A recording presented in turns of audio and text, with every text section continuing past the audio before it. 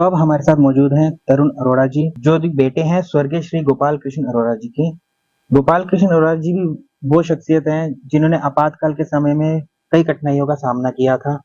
तो आज हमारे साथ वो मौजूद नहीं है, लेकिन उनके बिहाफ पे उनके सुपुत्र तरुण अरोड़ा जी हैं। हम उनसे कुछ जानेंगे कि उनके पिताजी ने उस समय क्या-क्या सहा। तरुण जी, बहुत-बहुत स्वागत है सर आपका। आपके पिताजी जो आज मौजूद नहीं हैं, तो उनसे जब आप घर में बैठते थे, चर्चा करते थे या वो जब अपने समय में बताते थे, तो उन्होंने आपातकाल के बारे में आपको क्या बताया? आपातकाल का जो समय था वो मेरे पिताजी हमें बताया करते थे। जब भी बताया करते थे वह बहुत भावुक हो जाते थे, क्योंकि उन्हें वह सब बातें पुनः याद आती थी।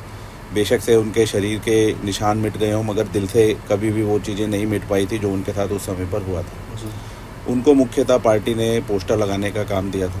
वह पोस्टर लगा रहे थे। पोस्टर लगाते हुए ही उन्हें पुलिस ने पकड़ लिया। पकड़ कर वो उनको मोती नगर थाने में ले गए, जहाँ पर ले जा कर के उनको एक चमड़े के हत्थे से नंगा करके मारा पीटा गया। उनको इतना मारा गया कि वह उस हालात में नहीं रह पाए कि एक अच्छे हालात में जैसे होता है।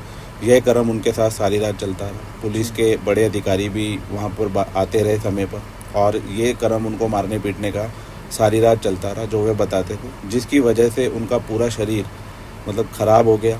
उनको इतना दर्द होता था, वह अभी तक बताते थे कि जो उनको उस समय की चोटें थी तो उसका दर्द वह अभी तक सहते थे। तो इस तरीके की बातें वो हमारे को बताया करते थे। तो जब पुलिस उनको पकड़ के लेके गई, जब वो जेल में थे, तो उसके बाद से उनके पीछे परिवार को क्या-क्या दुःख सहने पड़े? वह अपने परिवार में सबसे बड़े बेटे थे। वह 3 भाई, 1 बहन, माता-पिता के साथ मिलन के सामने झुग्गियाँ थी उसमें रहते थे। हाँ जी। तो उनके ऊपर काफ़ी ज़िम्मेदारी थी परिवार की। तो वो जब पकड़े गए तो परिवार पूरा, एक तो उनको पता नहीं था परिवार को कि वह कहाँ चले गए। बिल्कुल।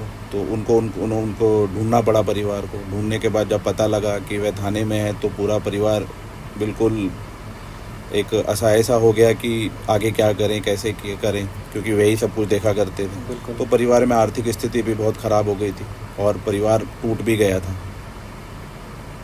तो जैसा कि आपने बताया कि परिवार में वो सबसे बड़े थे, जी। तो उनसे जो छोटे भाई थे या बहन थे, उनके ऊपर किस तरह की ज़िम्मेवारी आ गई थी? वे सब उन्हीं के ऊपर, पिताजी के ऊपर ही डिपेंड थे, क्योंकि वही घर का सब कुछ देख रेख करते थे। वे पढ़ते थे छोटे, तो वे सब भी असहाय हो गए एकदम। परिवार में जो व्यक्ति काम करता है वही नहीं है, तो दुख की घड़ी आ गई।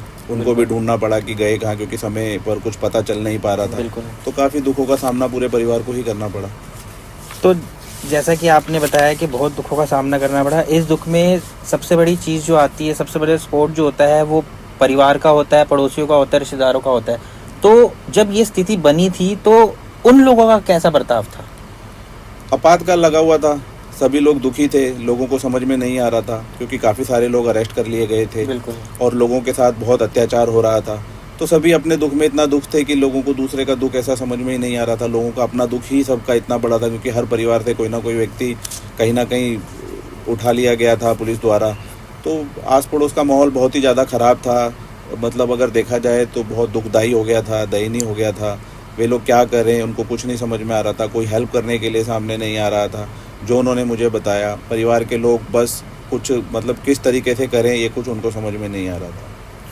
तो जब आप अपने पिताजी से बात करते थे और उनसे जब पूछते थे, जब वो बताते थे, तो उन्होंने उस समय के बारे में जब बताया, तो आज के समय में वो सरकार से क्या अपेक्षा रखते थे कि सरकार से क्या मिलना चाहिए, क्या चीज़ होनी चाहिए? सरकार से वे यही अपेक्षा रखते थे कि उनके ऊपर एक धारा 352 लगाई गई थी, जो कि इंटरनल सिक्योरिटी के ऊपर होती है। तो ये सब लोग, जो मुझे पता लगा, एक लोकतंत्र सेनानी संघ बनाया हुआ है। ये सब लोग इसी तरीके का प्रयास कर रहे हैं कि सम्मान मिले, ताकि जो पीढ़ी है आगे, उन लोगों को भी पता लगे कि परिवार में इस तरीके की चीज़ें हुई थी। और परिवार के जो बड़े थे, उन लोगों ने देश के लिए इस तरीके का संघर्ष किया था। तो सम्मान तो मिलना ही चाहिए।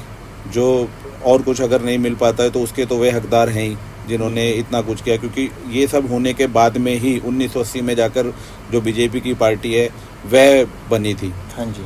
तो जब पार्टी के लिए किया है तो कम से कम इतना तो होना ही चाहिए कि इनको कुछ ना कुछ इस तरीके का सम्मान पत्र मिलना चाहिए, जिससे कि पूरे परिवार में वे यादें रहें और पता रहे कि ये संघर्ष किया है। बहुत बहुत शुक्रिया। तो जैसे कि आपने देखा कि आपातकाल समय कितना बुरा समय था और उन्होंने क्या क्या दुख सहे, तो इसी तरीके की चीज़ें जो हैं हम और लोगों से भी जानेंगे और आपके समक्ष रखेंगे। धन्यवाद।